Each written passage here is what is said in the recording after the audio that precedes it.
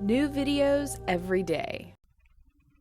Hey, I'm Joseph Strickland, applied clinical nutritionist in Austin, Texas, and today I'm going to talk to you very generally about bottled water.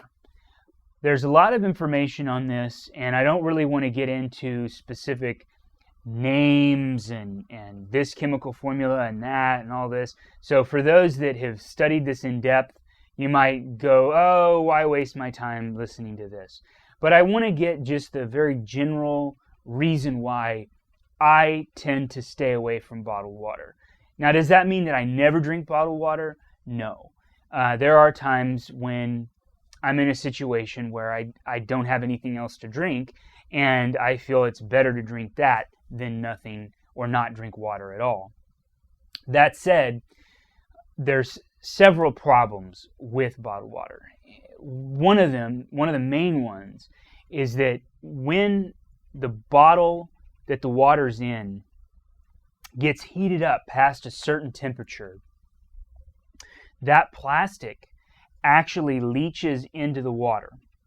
Water naturally grabs onto or takes with it what it's in.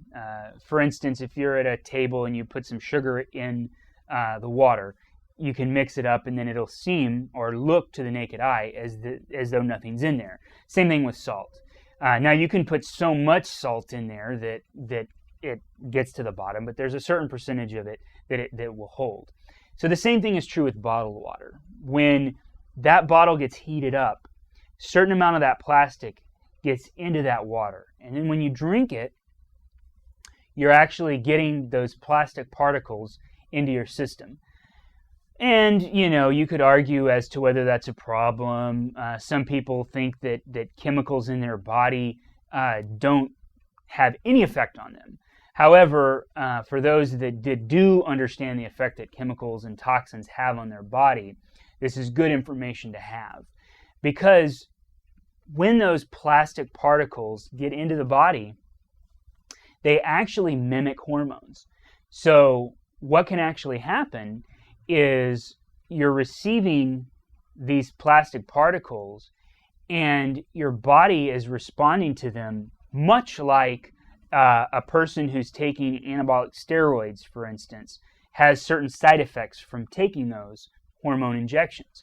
Well, the same thing is true with plastic bottled water, especially if you drink a lot of it.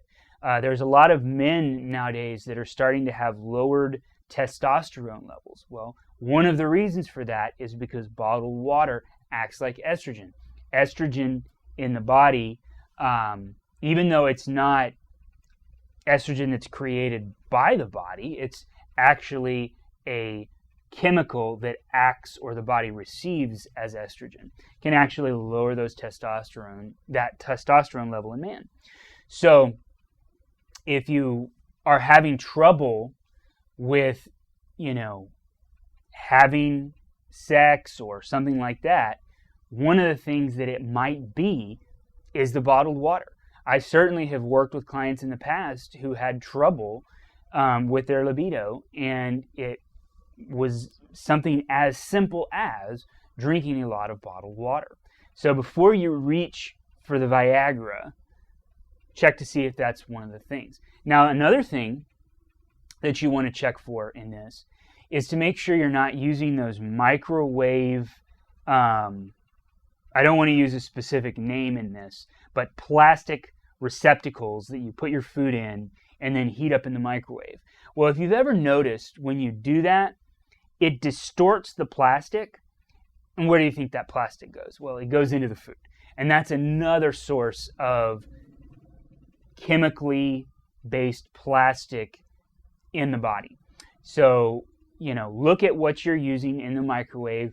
I recommend glass. Make sure you've got glass that can be put into a microwave. You definitely don't want to have it explode on you. Don't try to put aluminum foil in there because you'll get all kinds of lightning. That's an interesting thing in and of itself. But make sure to be mindful of what containers your food's in. I personally am a big fan of Pyrex. There's generic versions of Pyrex out there, but they're great for food storage. I haven't done a lot of research on the effect of cold plastic. You know, if you freeze it, does it get in there? The honest answer is I don't know. That's something that you can search out, and perhaps in the comments you can give your own take on that. I don't store a lot of foods in the freezer in plastic and things like that, so it hasn't been something that I've really been drawn to. In general, with my clients, I found that they do better staying away from the heated sources of plastic and haven't really had the need to go down that path. But perhaps in another video we'll talk about that. However, that said, definitely stay away from the plastics that can lower and influence your hormones, because you don't want to be labeled crazy or something like that just because you were having some bottled water. And certainly hormones do affect one's mood, so definitely take that under consideration. My name's Joseph Strickland. My website's nutritionist.com. I've got a lot of information on there. Feel free to check it out, sign up for my newsletter. I've got topics not only about hormones, but all kinds of other things coming out in my newsletter, so check it out. And I'll be back for another video soon. Have a great day.